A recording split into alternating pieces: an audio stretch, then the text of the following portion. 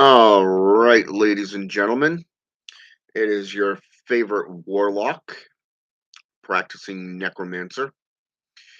And today I want to do a book report, so to speak. It's basically a book review. And I think that this book will benefit a lot of practitioners.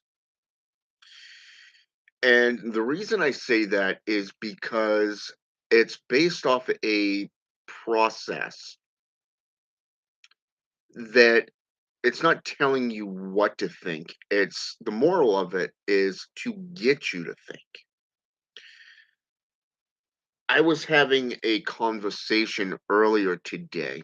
I had to go in for a medical eval, so to speak. It was basically for blood work, labs, phlebotomy, if you will, hemomancy type stuff, at the request of my doctor, or you know what I'm saying. So anyways, we were talking about this, and we were talking about getting to know the true self. And it's ironic because about a month ago, I was shown a seal that became known that I've dubbed the seal of the true self. Basically, it shows you who you truly are. It allows you to become who you truly are. Okay. And what's interesting about this particular book is it deals with 6 different levels of practice, okay? And I'm gonna turn to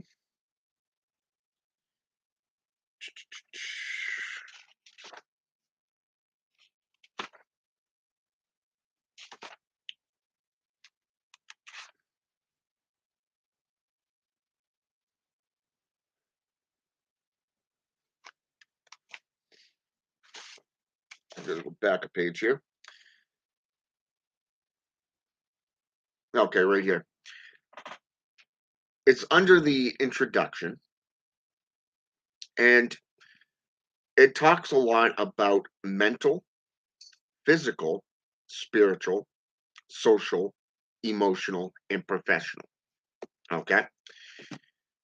Now, when you break these down into a journal, a grimoire, one of the things that I found interesting about this particular book, and I'm going to get to the name of it already. I've already put the name of it in the title, and it's called "Deliberate Discomfort: How the U.S. Special Operations Forces Overcome Fear and Dare to Win by Getting Comfortable, Being Uncomfortable," by Jason B. A. Van Camp with Andy Simmons.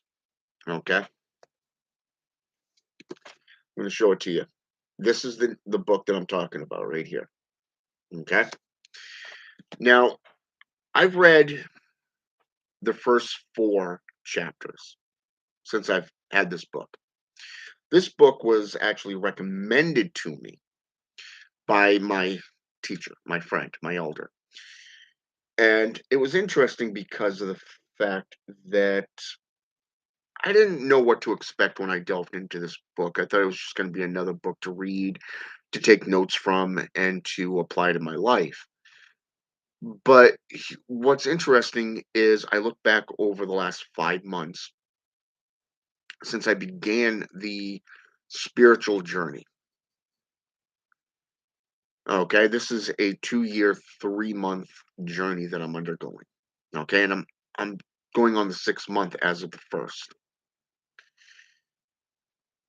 Now, you look at the mental aspects of the discipline, the focus, and it's weird. It's funny because most traditions, like the Agorai out of India, the shamans out of third world countries like Indonesia or South America, they're able to do things that are baffling. Like, how do you sit in meditation for days. That's mental. That is literally mental. It's like Buddhism or Hinduism, practices of tantric, pra- you know, me- you know, techniques. So you got mentalism right there. You have spiritual beliefs because you're working with spiritual entities such as Lucifer or Kali, Chernabog, Lucifer, let's go with a Mesopotamian deity by the name of Mephistopheles, or how about Moloch? You know what I'm saying? Because when you get into spiritualism, you're literally aligning yourself with not only the forces of that tradition, but you're also aligning yourself with the spirits and the deities of that tradition. So you're dealing with all this stuff. And then you have the fact that I've been lifting weights and working out, doing a lot of cardio vascular activities. I'm learning about psychology in school. I went back to college. So I'm actually earning my bachelor's degree in psychology within criminal justice and that of Christian theology. So I mean, I figured theology would be a good one because that's where I started out my ministry. Learning about ministry is from that side of the tracks, so to speak. But then you move on to these other areas, and it's like, wow, it really is getting you to think. It's getting you to ask those questions, not just a little bit of storytelling that is put into it, but you see your experiences with elders in the communities. I've told this story once where after I left Maine, I went to the Southwest. I spent a lot of years going back and forth, learning, from different traditions. But after a friend of mine passed away that I knew for over a decade, it really fucked me up. I'm not joking. It fucked me up, plain and simple, because I was the one that had to perform CPR on the guy until the paramedics showed up.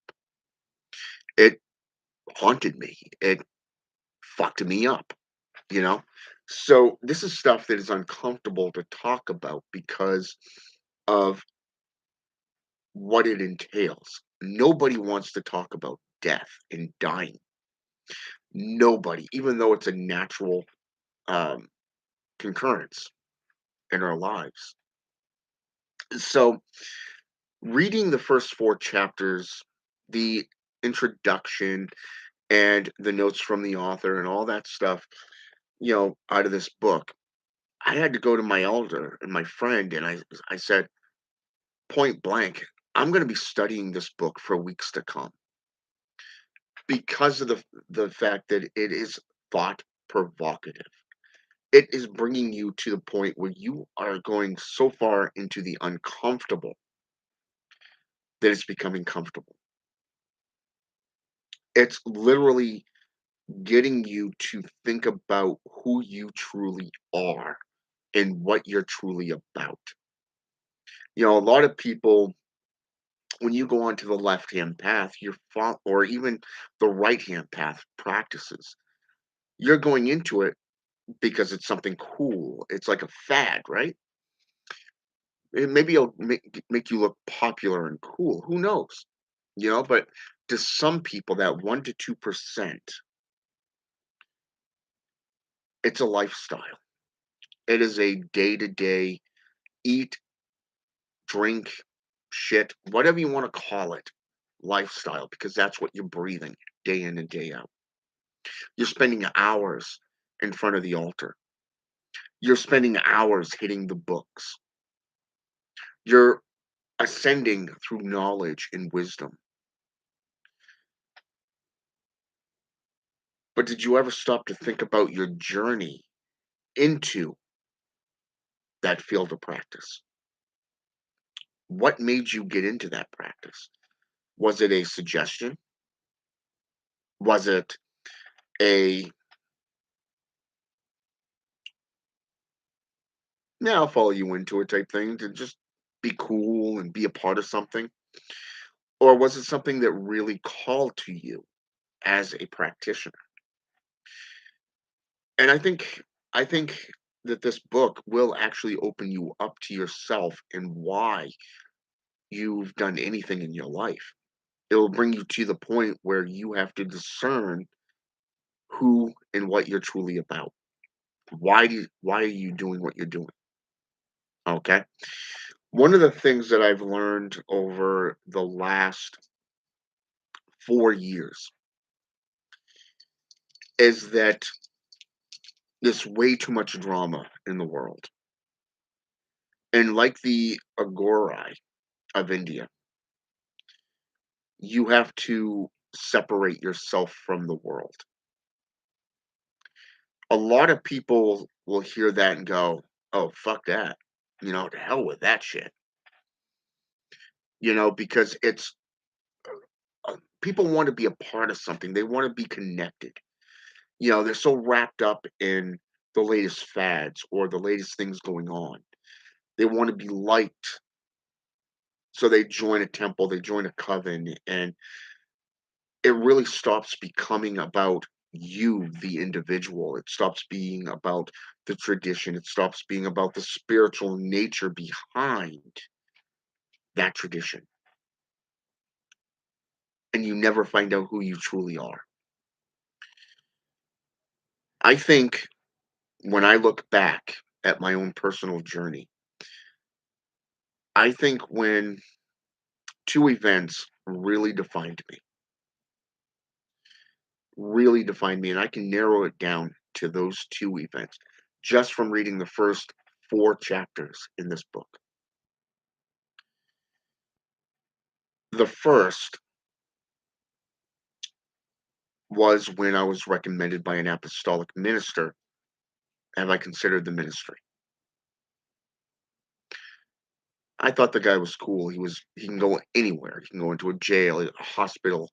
People looked up to him and respected him, much like somebody would respect Anton Zandaleve, a devil worshiper, founder of the Church of Satan. But but why would you go down that path?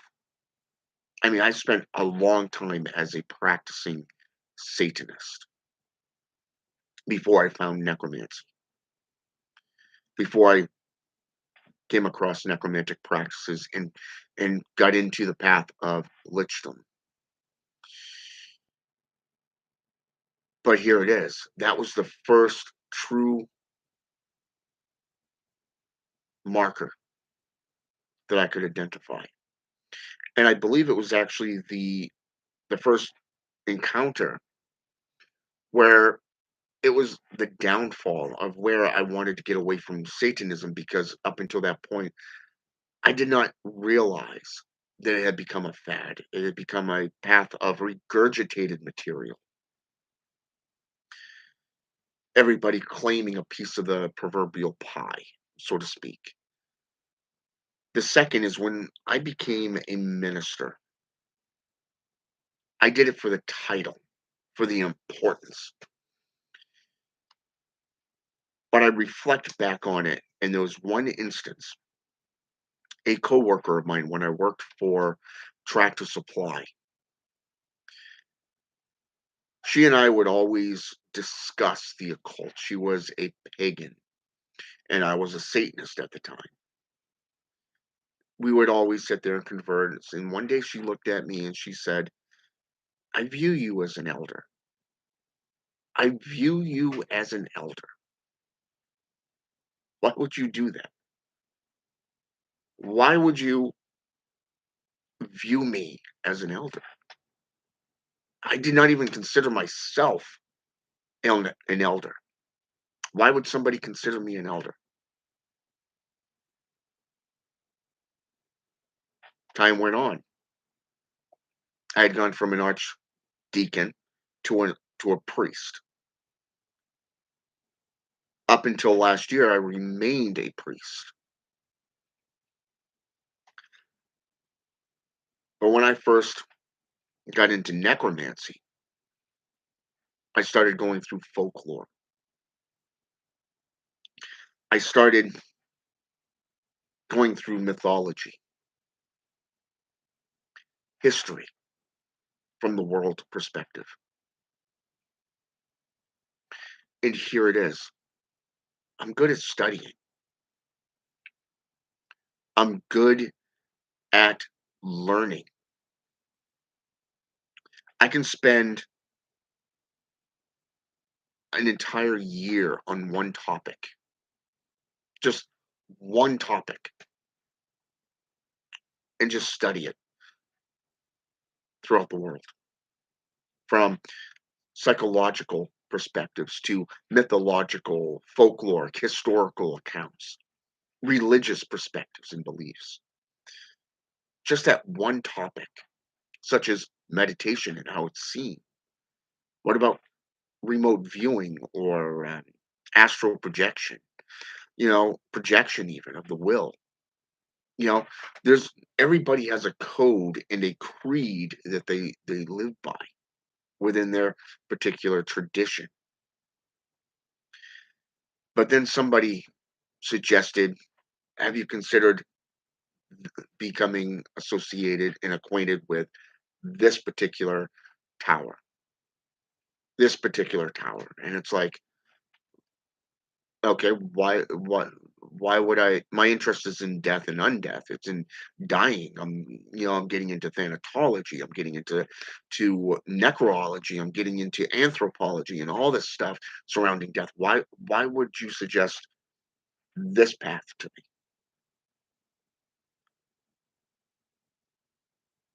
And I think back to one of my patrons, well, patroness, I should say, because it's a female deity. And like emotion, you have to understand the underrooting layers of why you're feeling a certain way, why you're feeling frustrated or angry or whatever. What is it that causes you to feel disgust towards somebody else? Is it because they're speaking truth and it's irritating you? Or is it because, you know what I'm saying? If it's because they've done something to anger you or to hurt you, you know what I'm saying? Deliberately making it personal, you know?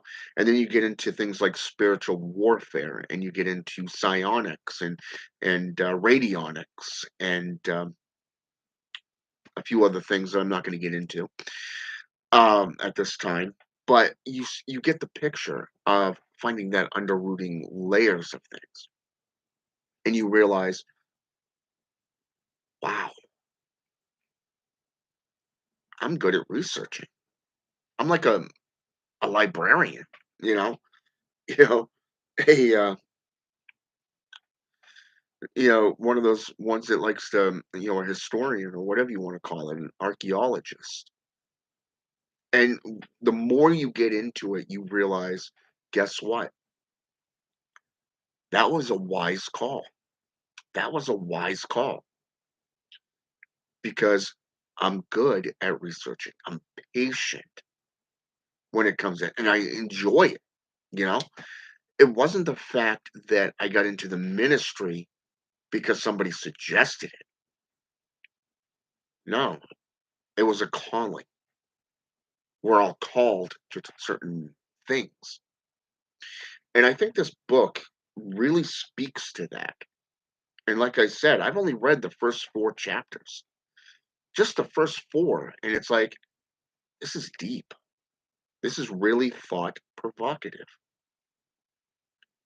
This is something that's going to take me probably the better part of the next month, if not 2 months to go through.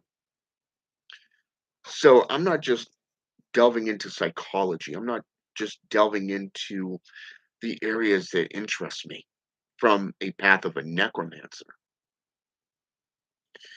But I'm also focusing on the other, aspects of myself from the physical. Why was I a fighter in my youth? Why did I fight so hard? Why was I angry? Why did I push myself beyond my capabilities? Why did I always challenge myself? Well, it goes back to my very core. It's rooted here. It's rooted here. It's rooted here. I am what I am because of my experiences. It is something that not only defined me, but it also shows me that I'm somebody that enjoys research, reading. The priesthood, that was just an area that I was called to. People started seeing me as an elder long before I even began getting into the ministry because I was a good listener. I gave good advice based off my own experiences. But why did I get into the ministry?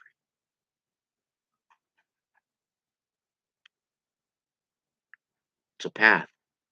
Every system, from the Necronomicon to Satanism to Wicca to paganism to Christianity to Islam, we've shamanisms, necromancy, every tradition going as far back as the proto cultures have all had witches and warlocks who are viewed as elders.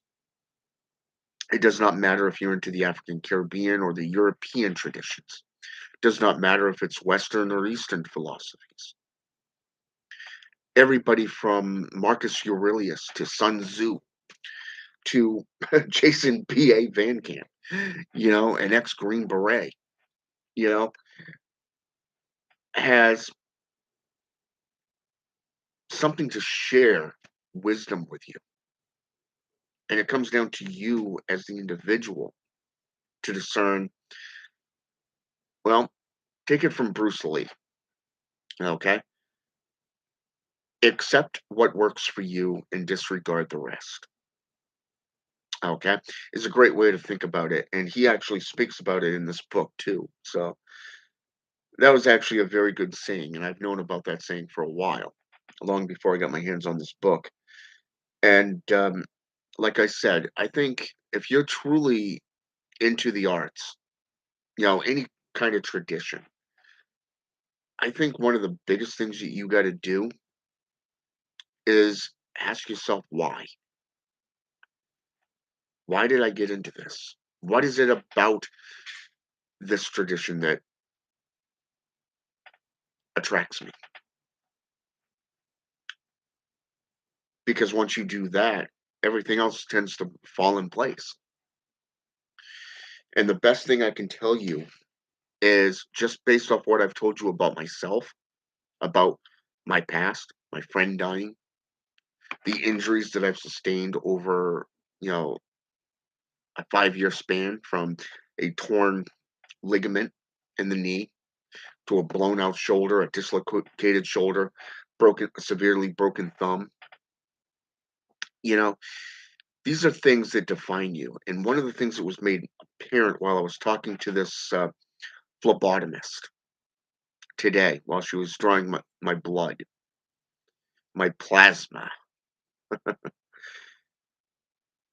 was up until those injuries occurred, I was at the top of my game. I was at the top of my game in all areas. Those are life changing events. They healed a long time ago, but yet, to my mind, they still hurt. I still feel them, depending on the weather, depending on the pains. the pangs, if you will. But since I went underneath this journey, this spiritual journey, I started working out. I started lifting weights. I talked to some trainers and I said, "Hey, this is the injuries I've sustained. This is what I'm looking to do. What do you suggest?" And I ended up getting into the row machine. I always start out with the row machine and then go to the treadmill before I even get into toning and strength training, and then I get into weightlifting. And before long, the only thing that I'm feeling is exhaustion in my left shoulder, of course, because that was the one that really took the biggest hit when it got injured. But it's there, you have to look at yourself in a honest perspective. What is it about that particular injury or those life-changing events that are preventing you from rising like the phoenix? Think about that. A phoenix can burn itself alive and then rise from its own ashes. An asexual predator, if you will, a folklore animal, a phoenix can do this. Now you think, okay, setting yourself ablaze, would that not hurt? Why the fuck would you want to do that repeatedly? Well, look at it like this: establishing a true, honest look at yourself, a true voyage of your journey to this point. You've had your ups and downs, your trials, your hardships. You've probably been knocked down a time or two. Hell, I know I have. But here it is. Is it fear that prevents you from pursuing your goals? Is it somebody making you doubt yourself? Or is it somebody that is trying to inspire you to get out of your comfort zone? I'm reminded of a brother, a friend, a Luciferian friend, a man that I respect, a man that, I look up to. I love his altars. He takes a lot of time setting them up. He takes a lot of time putting in a lot of detail into his rites and rituals. Not mentioning he's got a good taste in music. you know, Joseph Nunn, aka Bohemoth X. Okay. And this man, he did a video about getting out of your comfort zone, taking your occult books and tossing them in the trash, burning them up, because only then can you truly start practicing. Okay. And just how he put it, how he worded it, it's always stuck with me since he did that video. Today, I understand why.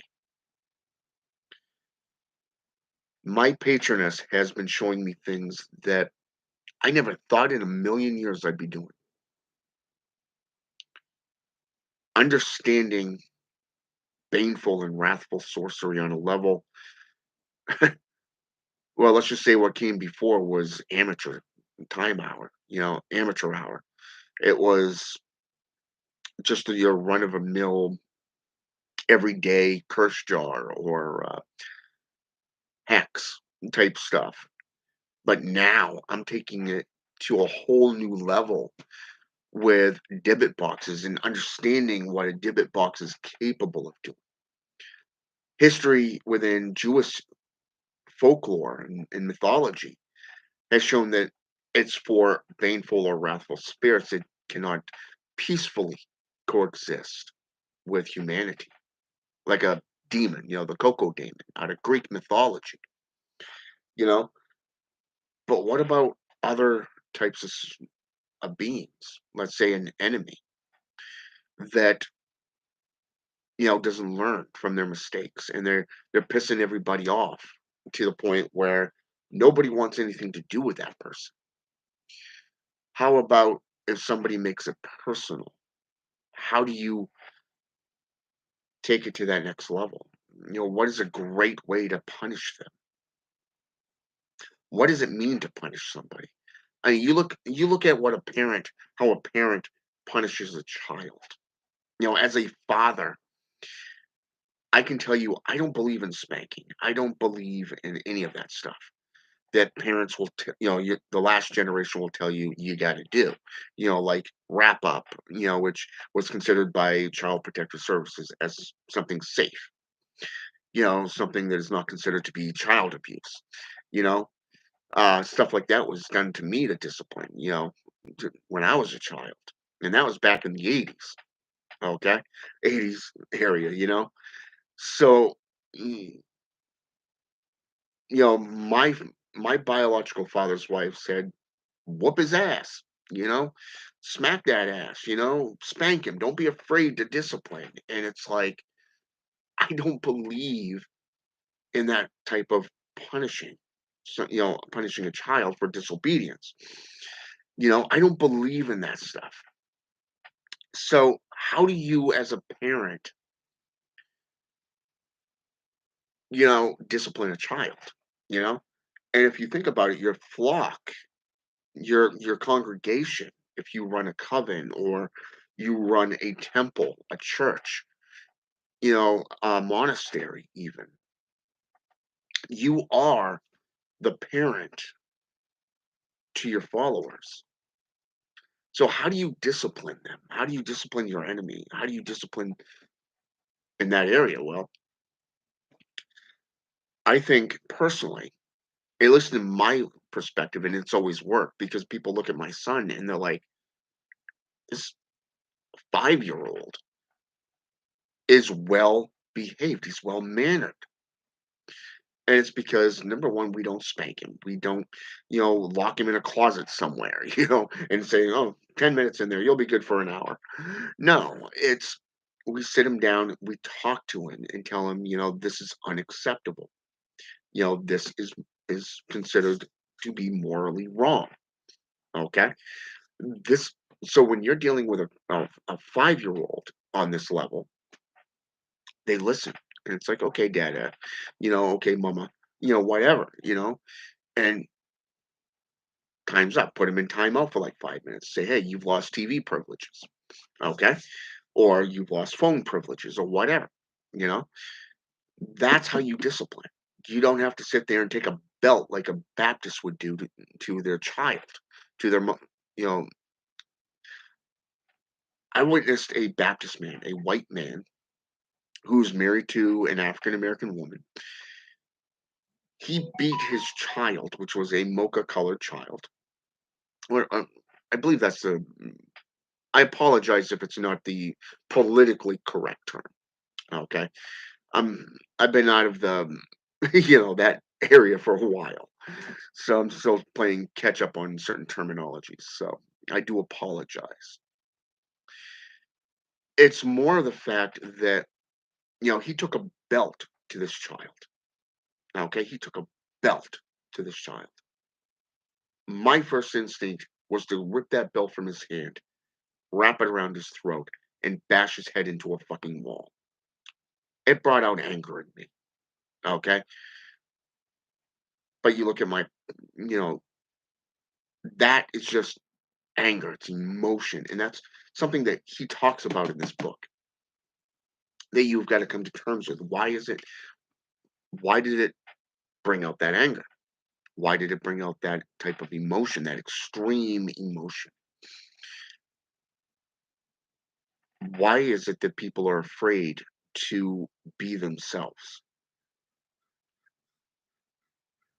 Why do you not want to challenge yourself? Are you afraid to be different? Are you afraid to be hated? Are you afraid to succeed? Are you afraid to throw away that pamphlet that you were raised with and become your own person? Are you afraid to talk about yourself? Things you've done, things you've experienced, things that were done to you. And I think between my patroness teaching me about vile magics, the beings that I work with that's teaching me about physical and spiritual warfare. I look back at the last 6 years and yeah, I was being attacked on a lot of different levels the last 6 years of, within the 6 years that I was in that relationship. It was emotional abuse, it was physical abuse, it was neglect, it was a lot of different areas, you know? But the biggest thing was you had 2 different philosophies that were butting heads. On one hand, you had my ex's mother trying to manipulate her daughter, a zealot, a religious zealot. On the other hand, you had her doing what she was doing. And then you had me fighting for the family. But nobody stopped to figure out what each person wanted. Who are we as individuals? What are we about? Now, why did we get into this relationship? Why did we have a son together? Now we're separated. After she cheated on me with a former friend. That really pissed me off. It really angered me, and it brought me to a very dark place in myself. But I came out of it after a month and a half. I ended up getting a new job, a job that I actually enjoy. I'm going between stores. I am the primary baker. I've got upper management asking for me by name, you know, so, and I've got keys to do, they're trusting me more and more with things that, just is there, and I look back at the last 5 months, 6 to 7 months since we separated back in September, October area. And it was, my life has changed. Yeah, I have a lot more money to play with. I get a lot more money to play with now, and whereas I'm not spending it on fools. And I look at it, and my son's better off. He's doing a lot of good stuff. He's one of the top of his class in kindergarten. I can't believe he's going to be going into first grade this coming fall. Damn, time flies. Got a 5-year-old getting ready, leaving kindergarten and getting ready to go into first grade. Holy crap! That's mind blowing, just in itself. But here it is. You have to take yourself into uncomfortable areas. You have to challenge yourself. You got to be comfortable talking about yourself and your experiences in an honest look. And I think a lot of practitioners get into the occult, be it necromancy, Satanism, because it's a fad, it's an image, and they want to look cool. But a lot of people are lazy. They've been spoon fed that things will be given to you, when in fact, you actually have to work your ass off for it. I look back where I started in necromancy 6 years ago. I now have a patron, a patron and a patroness. I have legionnaires. I've got upper management, if you will, that likes me. They're observing what I'm doing, how I'm progressing, how I'm ascending even further into my own ascension and my own practices. They're not telling me what to do or where to go. No, they're just using that guiding hand through knowledge. And like I said, this book was the latest. This book was the latest that was recommended to me. And so I went out and I found it on Amazon and I ordered it. So once I had it, I started reading it. And like I said, I've only read the first four chapters. And I'm looking forward to going back and reading the rest of them. But I think what I'm doing right now, it matters because I started the book over because I want after getting to chapter 4, the end of chapter 4, it left me sitting there just baffled like, "Fuck, now I'm thinking about this stuff." It's not just psychological, it's physical. It's not just physical, it's spiritual. It's emotional. Now I've gotta go back through my own life, dissect it, look at it, and apply the gnosis in this book to it. I recommend this book as a five-star book to all of you. Very few books have had an impact in my life like this one has.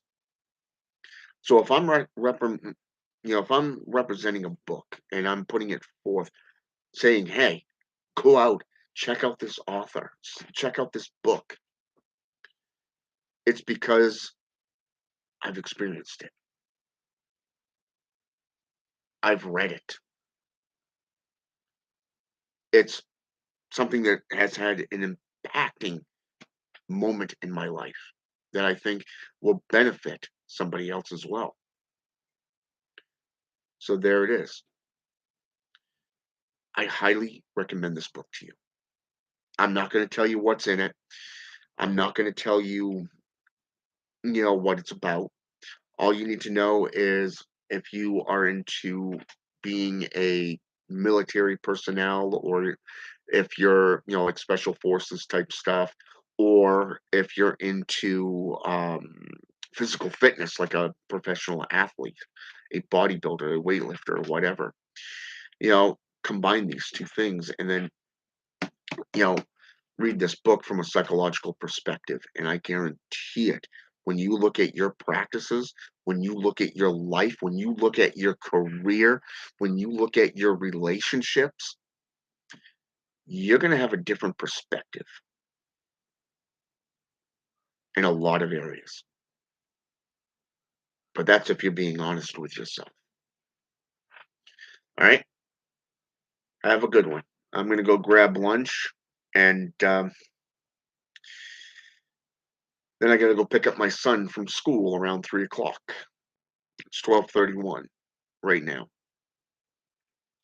in the afternoon. Wow. Time flies when you're having fun. All right. Have a good one.